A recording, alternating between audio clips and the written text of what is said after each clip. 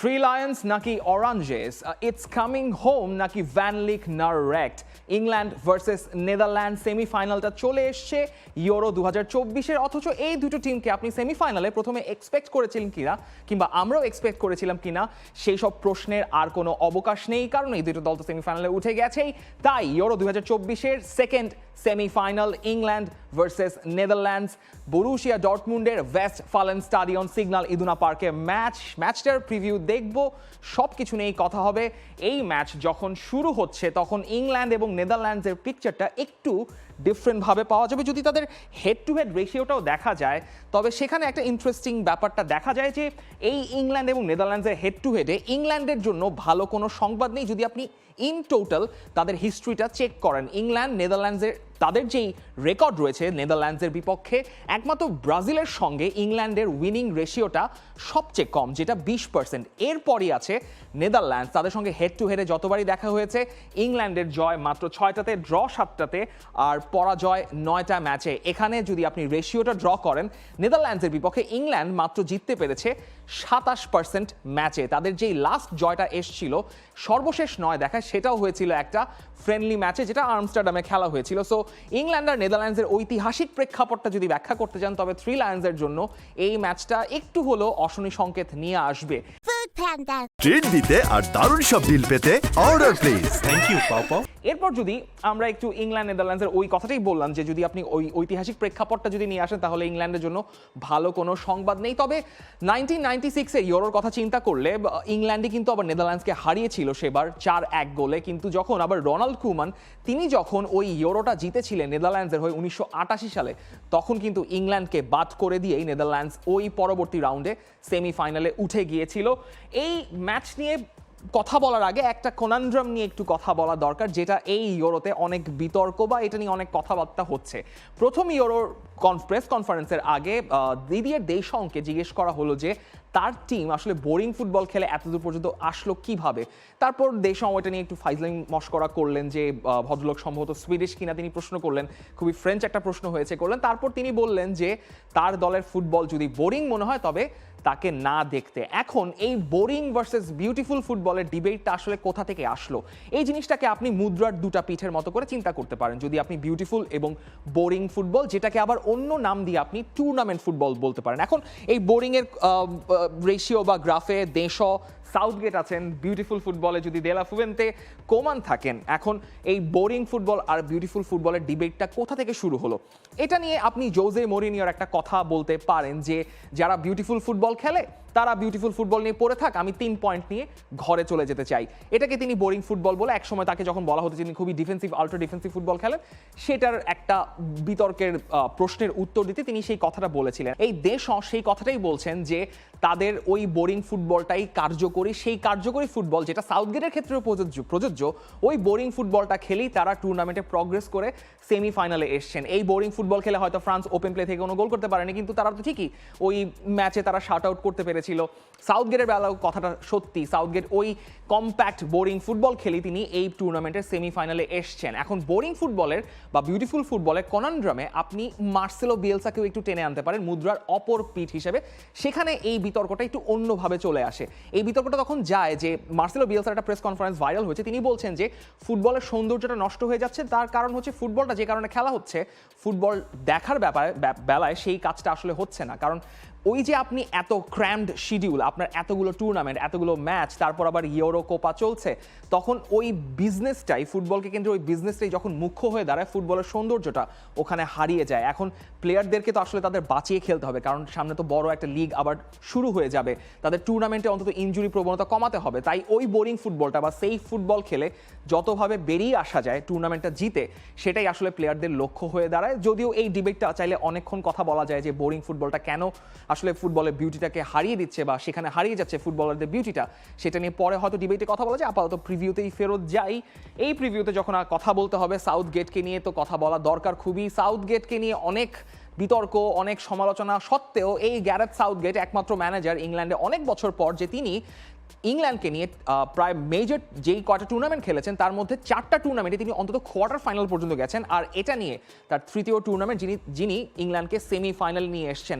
এখন তিনি যেভাবে সমাধানগুলো করেছেন, ইংল্যান্ডকে যেই ফুটবলটা খেলিয়েছেন, সেটা নিয়ে হয়তো সেমিফাইনালেও তাদের নেদারল্যান্ডসের সঙ্গে ভুগতে হতে পারে। তার ট্যাকটিক্যাল গেম প্ল্যান কীরকম থাকবে সেটার উপর অনেক কিছু নির্ভর করছে। তবুও সাউথগেট তিনি তার 100তম ম্যাচটা ম্যানেজ করে ফেলেছেন সুইজারল্যান্ডের ম্যাচের সঙ্গে। তিনি ওই ওয়ে অ্যারাউন্ডটা বের করে ফেলেছেন, তার দলও আসলে তার ওই ফিলসফি অনুযায়ী খেলছে। সো সেই অনুযায়ী তারা এখন পর্যন্ত সেমিফাইনালে চলে এসছে। সাউথগেটের কথা না হয়ে গেল, এখন রোনাল্ড কুমানকে নিয়েও কিন্তু অনেক কথা ছিল। রোনাল্ড কুমান তিনি যখন টুর্নামেন্টটা শুরু হচ্ছিল তখন আসছিলেন, তখন তিনি তার দলকে বেশ তুলোধুনো করছিলেন, সমালোচনা করছিলেন যে তার দলের স্ট্র্যাটেজি, তার দলের ওই মেন্টাল টাফনেসটা ঠিক নেই।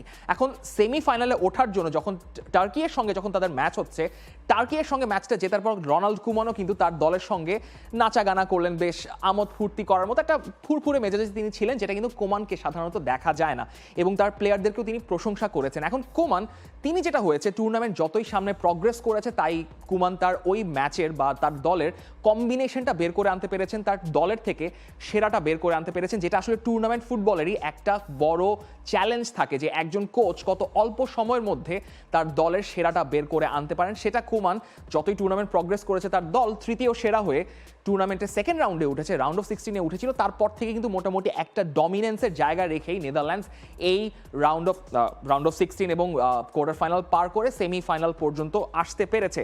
রোনাল্ড কুমান আর সাউথগেটের পর দুটো দলের আসলে ব্যালেন্সটা একটু বোঝা দরকার, যে এই দুটো দল কোন জায়গায় পিছিয়ে আছে, কোন জায়গায় এগিয়ে আছে। গোল করার দিক থেকে ডেফিনেটলি ইংল্যান্ড পিছিয়ে 5টা গোল, অন্যদিকে নেদারল্যান্ডসের 9টা গোল, যেটা টুর্নামেন্টের তৃতীয় সর্বোচ্চ।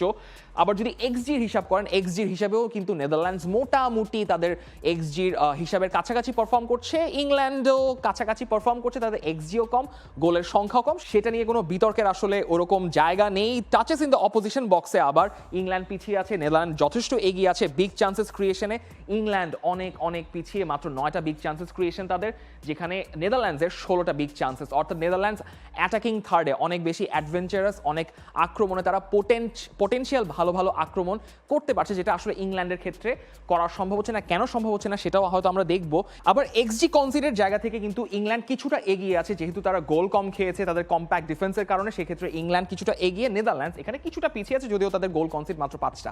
তো সব মিলিয়ে আসলে একটা ব্যালেন্সড জায়গা বোঝা যাচ্ছে পরিসংখ্যানে, যদিও প্লেইং স্টাইল এবং সব কিছু মিলে অনেকটাই কিন্তু ইংল্যান্ড এবং নেদারল্যান্ডসের বিষয়টা আলাদা। আমরা একটু ফরমেশনে দেখি, এবং এখানেই আসলে মূল মজাটা হতে পারে। England may stick to the back three, যেহেতু নেদারল্যান্ডস তারা একটা 4-2-3-1 ফরমেশনে খেলে, এবং সেটা পরবর্তীতে একটা 3-2-4-1 অর্থাৎ একটা ফ্রন্ট 5কে সামলানোর চ্যালেঞ্জ থাকতে পারে। সেক্ষেত্রে এই সুইজারল্যান্ডের ম্যাচের পর তিনি ওই সাউথগেট ব্যাক 3 রিটেইন করতে পারেন। এখন মূল কথা হচ্ছে লুক শ কিন্তু ম্যাচ ফিট, তিনি নিজেই বলেছেন 90 মিনিট তিনি খেলতে পারবেন। লুক শ যদি তিনি লেফট উইং ব্যাক পজিশনে শুরু করেন, সেক্ষেত্রে হয়তো ট্রিপিয়ার তিনি রাইট উইং ব্যাকে চলে যেতে পারেন, আর ট্রিপিয়ার যদি রাইট উইং ব্যাকে না খেলেন, ওখানে সাকাও খেলতে পারেন।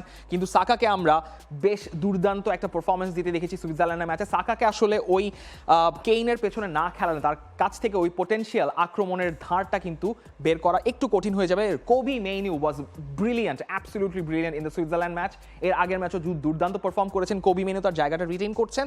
আর যদি আমরা একটু নেদারল্যান্ডসের ফরমেশনগুলো দেখি, মোটামুটি তার ফরমেশনটা এবং দলের প্লেয়াররা মোটামুটি ব্যালেন্সড অবস্থায় আছে। ওই ফরমেশনটা বা তাদের পার্সোনালদেরকে কুমান বের করে আনতে পেরেছেন। যেহেতু ডর্টমুন্ডে ম্যাচ, তাই ডনিয়েল মালেন সেখানে একটা বড় রোল প্লে করতে পারেন রাইট সাইডে, তাকে খেলানো হলেও হতে পারে, যেহেতু লাস্ট ম্যাচে রাইট সাইডের রোলটাও ঠিক মতো কাজ করেনি।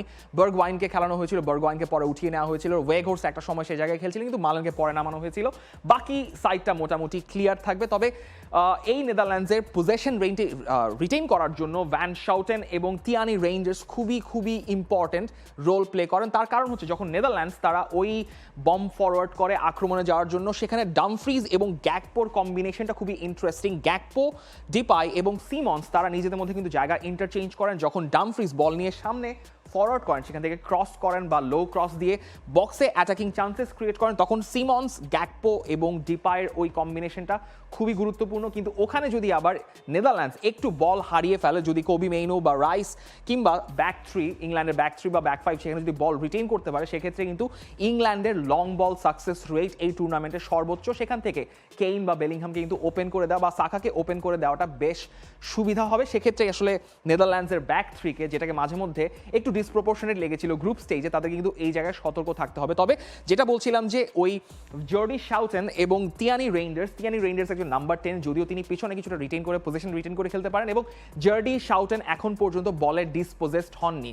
মানে সিমন্স এবং সামনে যে ব্যাক ফ্রন্ট থ্রি থাকবেন, সিমন্স, গ্যাকপো এবং সামনে যদি আপনার ডনিয়েল মালেন খেলেন, তাদেরকে একটা প্রোটেকশন দেওয়ার জন্য কিন্তু ওই শাউটেন জায়গাটা দখল করে রাখতে পারবেন, সেই জায়গাটা তাদের ওই প্রোটেকশনটা তিনি দিতে পারবেন। তবে ইংল্যান্ডের ফ্রন্ট লাইনটা আসলে সুবিধার লাগছে না। তার কারণ হচ্ছেন ইংল্যান্ডেরই ক্যাপ্টেন হ্যারি কেইন। তিনি 464 মিনিট খেলেছেন একটা ব্যাক ইনজুরি নিয়ে, যেটা বায়ার্ন মিউনিখে তার সিজন শেষের আগে তার ওই ইনজুরিটা হয়েছিল। তিনি ওই ইনজুরিটা নার্সিং করেই আসলে টুর্নামেন্টটা খেলতে এসেছেন। এখন হ্যারি কেইন কি ইংল্যান্ডের রোনালদো হয়ে গেলেন কি না, আসলে মানে এখানে বিতর্কের ওভাবে জায়গা রাখছি না, কিন্তু তাও আপনি বলতে পারেন যে ওই গোল কন্ট্রিবিউশনের জায়গা থেকে হ্যারি কেইন যতটা পোটেন্ট রাখেন, যতটা পোটেনশিয়াল তার আছে, তিনি ওই লিঙ্ক আপ প্লে বা তার পেছনে তার ফরওয়ার্ডদেরকে ওপেন করে দেওয়ার জন্য যেই কাজগুলো তিনি করেন সেটা তিনি করতে পারছেন না। অবশ্য তিনি ওই সেন্টার ব্যাকদেরকে ধরে রাখার ক্ষেত্রে, তাদেরকে প্রেস করা বা তাদেরকে প্রেশার দেওয়ার ক্ষেত্রে কিন্তু এই টুর্নামেন্টের সর্বোচ্চ প্রেশার তিনিই দিয়েছেন।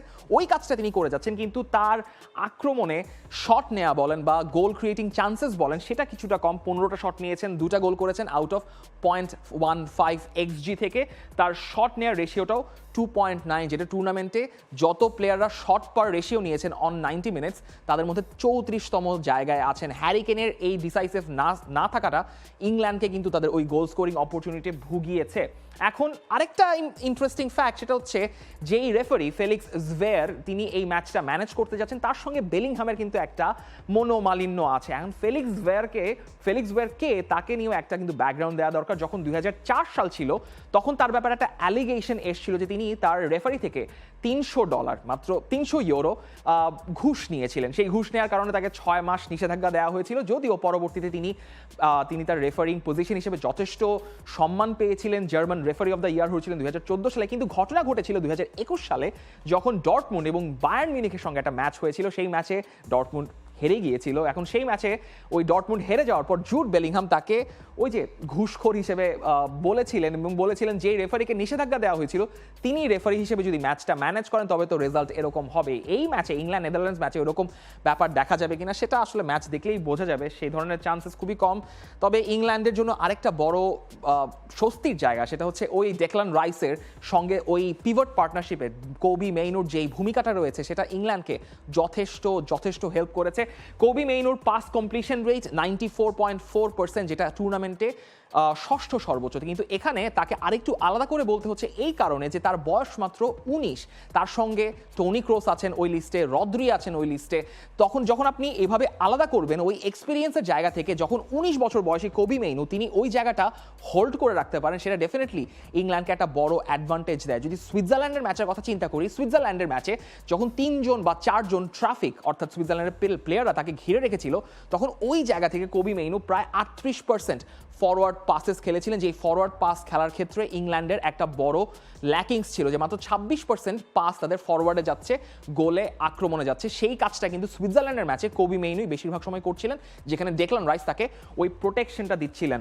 এখন এই ম্যাচের গেম চেঞ্জাররা কারা হতে পারেন? একজন গেম চেঞ্জার তো ডেফিনেটলি ডর্টমুন্ডের ভেরি ওন, যিনি এখন রিয়াল মাদ্রিদের ভেরি ওন, জুড বেলিংহাম। যদি আপনি একটু মানে অফ টপিকে ব্যালন ডোরের রেস নিয়ে কথা বলতে চান, ব্যালন ডোরের রেসে জুড বেলিংহাম এক লাফ দিয়ে হয়তো সামনে এগিয়ে গেছেন ওই আপনার স্লোভাকিয়ার সঙ্গে ওই over the head kick goal করে। এখন বেলিংহামকে যদি আপনি বলেন যে তার টুর্নামেন্টে বা তার এই পুরো বছরের সেরা গোল কোনটা, তিনি সম্ভবত ওই গোলটার কথাই বলবেন। ওই গোলটার কারণেই কিন্তু ইংল্যান্ড শেষ পর্যন্ত কোয়ার্টার ফাইনাল এসছে, কোয়ার্টার ফাইনাল থেকে তারা সেমিফাইনালে এসছে। বেলিংহামের 2টা গোল, কোনো অ্যাসিস্ট করেননি, কিন্তু টুর্নামেন্টে তিনি ওই যেই ফাঁকা স্পেসগুলো রয়েছে সেন্টার ব্যাকদের পেছনে বা ওই ফুল ব্যাকদের পেছনে, সেই জায়গায় রাইট স্পেস থেকে কিন্তু তিনি ওই জায়গাটা পেনেট্রেট করেন, সেই জায়গা থেকে কিন্তু অপশনস ক্রিয়েট করার সুযোগ তিনি তৈরি করেন, এবং তিনি কিন্তু ওই প্রেশারগুলো দিয়ে থাকে, কিন্তু কোডি গ্যাকপো এখন পর্যন্ত সম্ভবত ওই প্লেয়ার অফ দ্য টুর্নামেন্টের রেসে এগিয়ে আছেন, গোল্ডেন বুটের রেসেও এগিয়ে আছেন, 3টা গোল করেছেন, একটা অ্যাসিস্ট করেছেন, আরেকটা গোল অ্যাড হতে পারতো লাস্ট ম্যাচে যদি সেটাকে ওন গোল না ধরা হতো। মার্ট মুলডুরের পা থেকে সেই গোলটা হয়েছিল। এক্সজি তার 1.1 এবং বিগ চান্সেস ক্রিয়েশনে কিন্তু তিনি সেকেন্ড পজিশনে আছেন, প্রায় 4টা big chances Cody Gakpo create করেছেন। তবে ইংল্যান্ডের জন্য আরেকটা ইম্পর্টেন্ট ফ্যাক্ট, সেটা হচ্ছে বুকায়ো সাকার ইনভলভমেন্টটা বা বুকায়ো সাকার কন্ট্রিবিউশনটা ইংল্যান্ডের জন্য খুবই খুবই ইম্পর্টেন্ট। তার এই যে স্ট্যাটগুলো দেখা যাচ্ছে, পাসেস ইন্টু পেনাল্টি এরিয়া বা ক্রসেস ইন্টু পেনাল্টি এরিয়া, তিনি কিন্তু বলটা ড্রিবল করে এমন বিপজ্জনক জায়গায় নিতে পারেন, তাকে সেখানে ফাউল করা ছাড়া আর কোনো অপশন থাকে না। তাকে কিন্তু প্রচুর ফাউলও করা হয়েছে এবং তার প্রোগ্রেসিভ পাস এবং প্রোগ্রেসিভ ক্যারির সংখ্যা ইংল্যান্ডকে ওই ডেঞ্জারাস জায়গায় বলটা নিয়ে যেতে সাহায্য করে, যেখান থেকে ইংল্যান্ড যদি সুযোগ ক্রিয়েট করতে পারে, সেটা ইংল্যান্ড করতে পারবে কিনা সেটা ইংল্যান্ডের বিষয়। তবে বুকায়ো সাকা তার কাজটা করে যাচ্ছেন। তিনি তার রিডেমশনটাও রচনা করেছেন কোয়ার্টার ফাইনালে, ওই পেনাল্টিটা কনভার্ট করে তিনি হয়তো ওই ইউরো ফাইনালের পেনাল্টির কথাটা ভুলে যেতেই চাইবেন এখন, কারণ তিনি এখন নতুন করে ইংল্যান্ডের ভরসা হয়ে উঠেছেন। এই ইংল্যান্ড এবং নেদারল্যান্ডসের দুই টিমের মধ্যেই অনেক ঘটনা ঘটতে পারে, ম্যাচটা হতে পারে বোরিং বিউটিফুল ফুটবলের একটা কম্বিনেশন, কিন্তু কথা হচ্ছে যখন আপনার সামনে লক্ষ্যটা ইউরোর ফাইনাল খেলার, তখন আসলে কেউই কাউকে ছেড়ে কথা বলবে না। Gareth Southgate, Ronald Koeman, England versus নেদারল্যান্ডের এই ম্যাচের প্রেডিকশন কি হতে পারে, কে যাবে এই ইউরোর ফাইনালে, সেটা আপনারাই বরং জানিয়ে দিন এবং ম্যাচ নিয়ে আপনার মন্তব্য জানাতে পারেন কমেন্ট সেকশনে। তবে ইংল্যান্ড ভার্সেস নেদারল্যান্ডসের ম্যাচটা আপনি আর অন্য কোথাও দেখতে না পেলেও শুধুমাত্র দেখতে পারবেন টি স্পোর্টস এবং টি স্পোর্টস নেটওয়ার্কে। For more updates, subscribe to our YouTube channel and click on the bell icon. Follow us on Facebook and Instagram. Download T Sports app to enjoy exciting games and highlights. Visit tsports.com.